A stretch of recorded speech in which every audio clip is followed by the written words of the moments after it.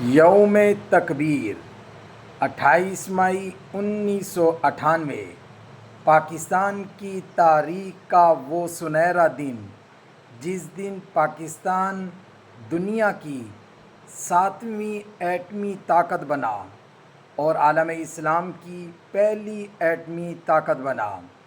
یہ سب ڈاکٹر عبدالقدیر خان صاحب رحمہ اللہ کی لازوال محنت اور کوششوں کا صلہ تھا، اور اسی دن پاکستان نے اپنے دشمن انڈیا کو اور اس کے غرور کو 28 مئی 1998 کو انڈیا کا غرور خاک میں ملا دیا۔